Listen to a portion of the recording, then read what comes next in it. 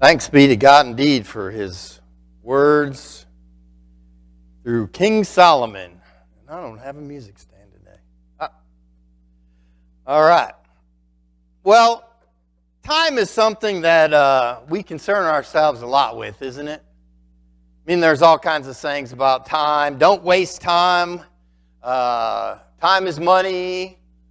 What else? I don't know. There's all kinds of different sayings. But anyway, somebody came up with an estimated way that most people spend their time over like 70 years, okay? And this is what they found. Here's the estimate. Sleeping, 23 years of your life, if you're 70. Working, just 16. Watching TV, 8. Eating, 6.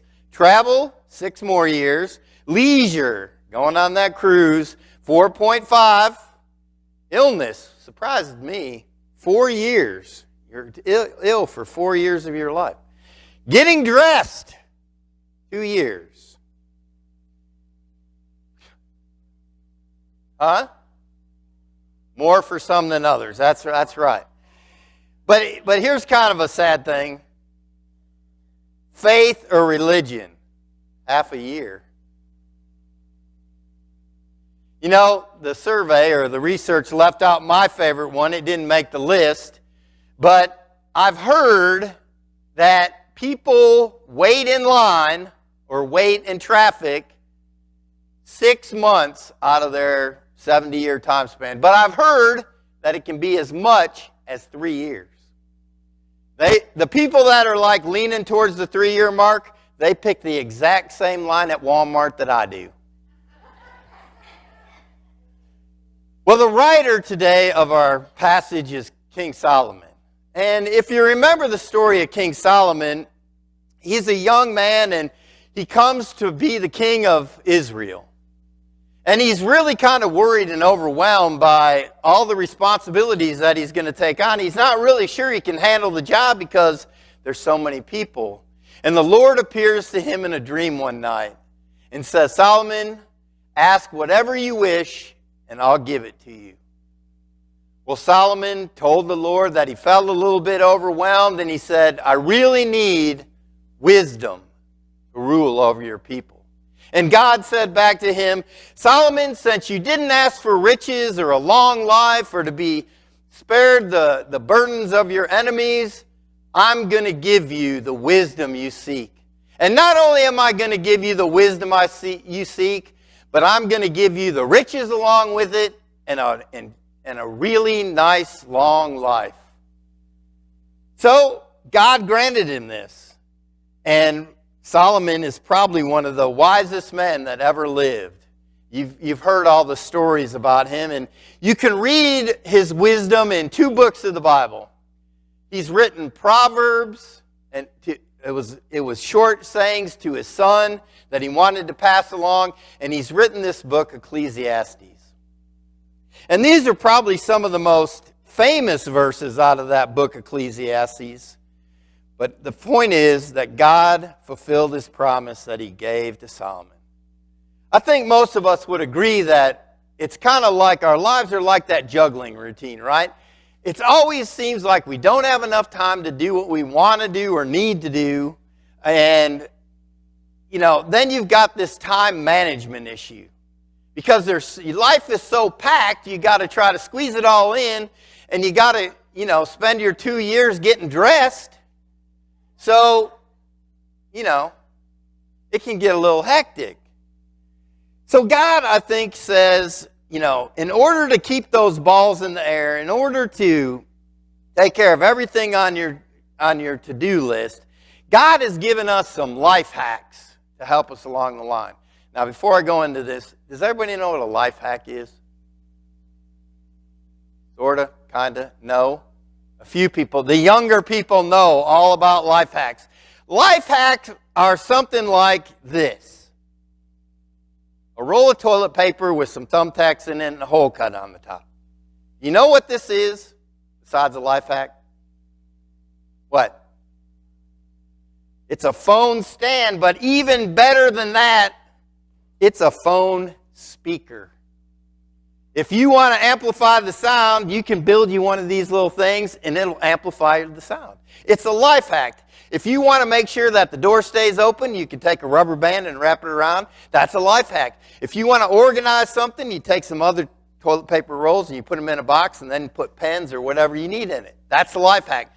So God gives us some life hacks out of this scripture today to help us with our time and our time management.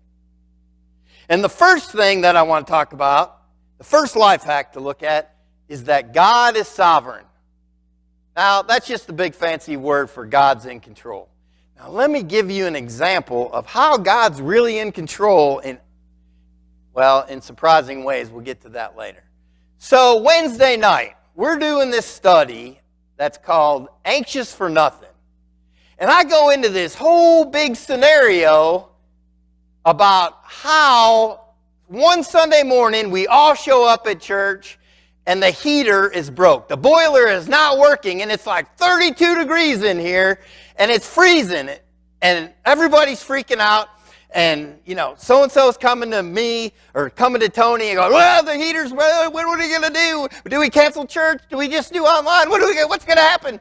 And everybody's getting really anxious and stressed out about it, right? And then somebody goes, well, just call Walt. And Walt comes over and he can't fix the heater.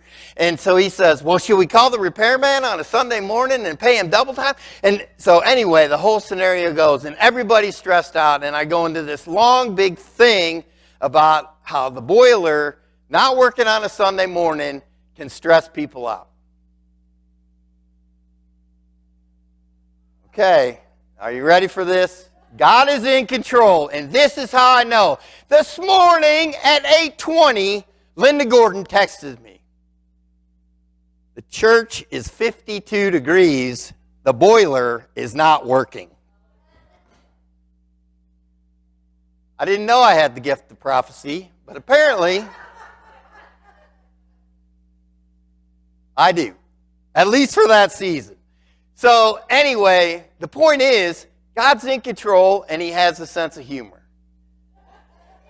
He definitely has a sense of humor.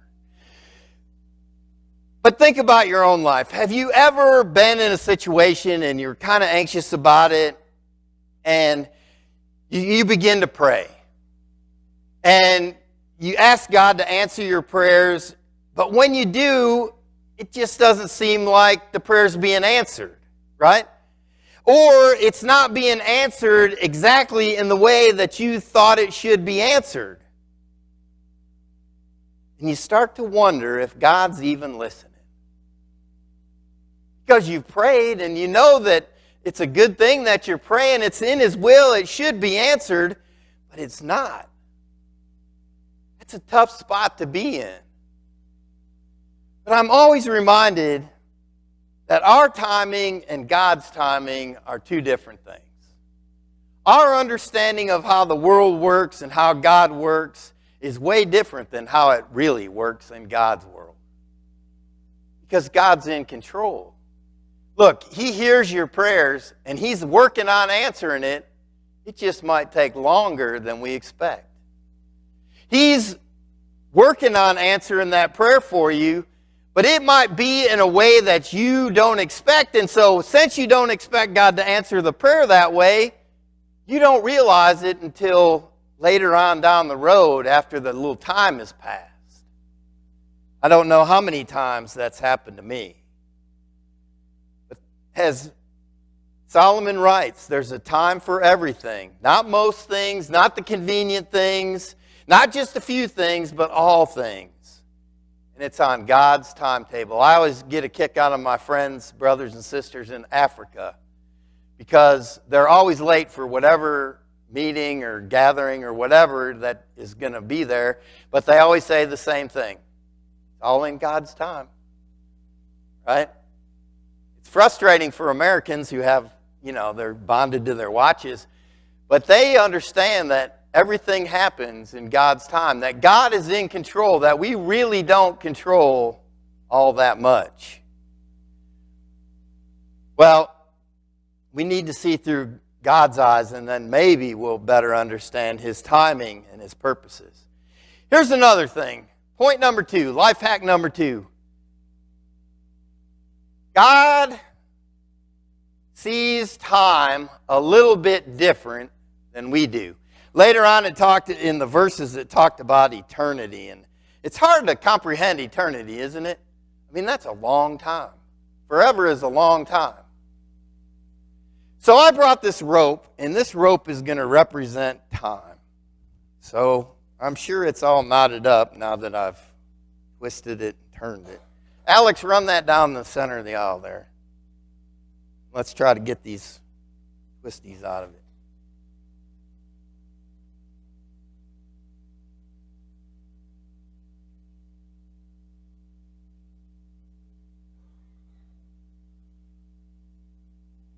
Well, eternity apparently has a couple knots in it. All right, keep going. Just pull it as far as you can. We'll just make do.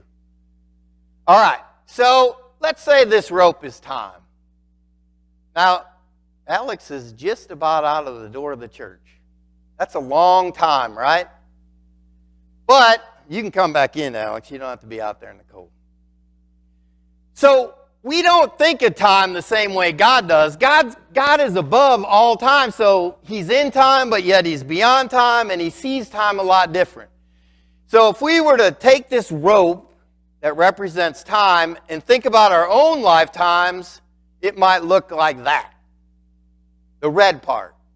That's all our lifespan. So we spend a whole lot of time cramming a whole lot of stuff into this lifetime, right? But we forget that there's a big picture. In fact, we probably are focused on about that much right now, right? There's not even a space between my fingernails, by the way. But we're not living in the present or in God's view of time, which is eternity, but we're consumed with what we can put into this. And if we're just concerned with what we can see in the present, in the here and now, in our lifetime, sometimes our priorities can get way out of whack.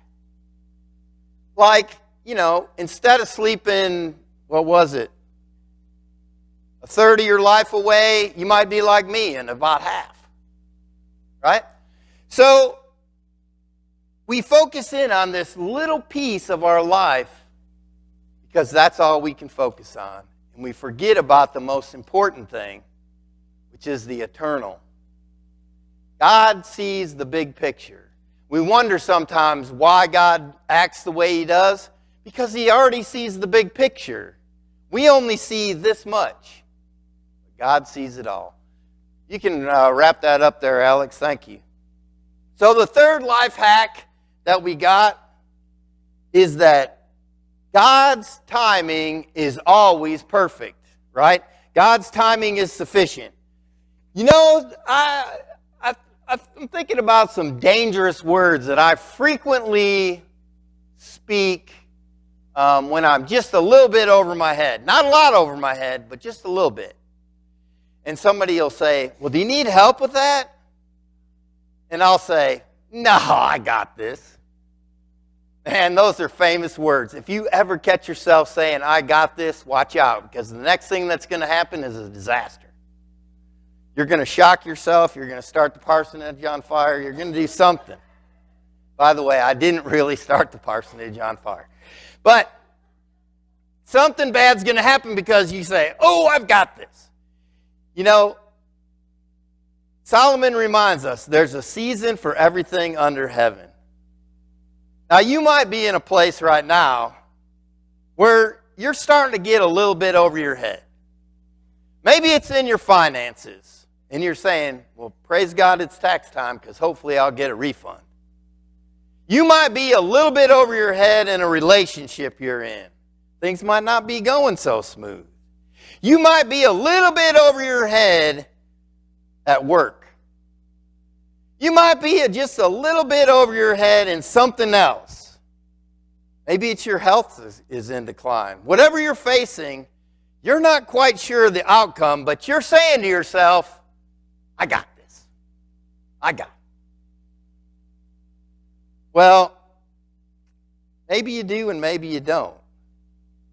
But whatever you're facing in life, I can promise you that God's going to answer in a way that you may want Him to, may not want Him to, but I promise you this, that no matter what you're facing in life, if you ask for God's help, He's going to get you through it.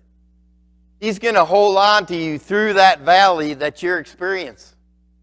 He's going to be able to get something in return for something that was lost.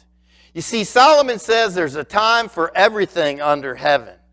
Everything, God has a time for everything. And He's going to take care of you, everything. Not just a little bit, not just sufficient to get you by, but 100% He's going to be with you in every detail of your life. You know, sometimes I can kind of get a little bit wrapped around the axle. You know, I've got too many balls up in the air, and I'm trying to do this, and I'm trying to do that, and I'm wearing myself out, and I'm not really great at asking for help, right, Susan? So I'm in over my head, and, you know, I find myself saying, or God saying to me, just to slow down. Stop. Let me be in control, and let my timing work out in your life. Now, I fight that pretty much with everything I've got, pretty much. And yet, when I am willing to surrender control, when I'm willing to ask for God's help, it's amazing what God does. And the same thing happens in all of your lives. If we just trust that God's timing is perfect, that all things happen within the knowledge of God. All right, fourth life hack. Our endings are God's beginnings. Now, if you listened to verses 2 through 8 in our scripture this morning, it's the verses, there's a time to be born and a time to die, a time to plant, a time to uproot, a time to kill, a time to heal, a time to tear down, a time to build, a time to weep, a time to laugh. They're all opposites, right? And a lot of those are the opposite, like something ends and then something new happens. You know, one thing I do know is that our God, my God, is a God that restores, a God that renews, a God that resurrects. When we see the ending of something and we think, oh no, my life's falling apart, God always has something better in store. You know, I've heard it said once that Satan, the enemy, will always offer you his best or the second best that you can get before God offers you the very best and what He desires in your life. See, when we think there's an ending, there's always a beginning. And things happen in life in seasons, just like the seasons that we experience with spring, summer, fall, and winter. We're in winter now, right? Looks like everything's dead. No leaves on the trees. Grass is brown. Everything's kind of blah. But spring's coming. And we know it is, and it's going to happen, and something new is going to happen. And we were meant to live in that kind of seasonal rhythm. Sometimes things are going to go bad in our lives. Sometimes things are going to go great in our lives. But they only last for a season. They only last for a season. And then God can pull us out and open up new possibilities and new doors in our lives. Our deal is that we can't just put it off and make a bunch of excuses why we can't do something. So there's a story about all this, and it's about a man who one day he's laying on the grass in a field, and he's looking up at the clouds, and you know, he's thinking about what shape the clouds are in. Oh, there's a bunny, and there's a cat, whatever. So he's so relaxed that he begins talking to God, and he goes, God, how much is it for you, like a million years? How long is a million years for you? And God answers him back and says, well, it's like a minute. And The guy gets to thinking again. He goes, God, how much is like $1 million to you? And God says, it's just like a penny. And gets to thinking again. He says, God, can I have a penny? And God responds, in a minute. The point is that God's timing can sometimes be surprising as well.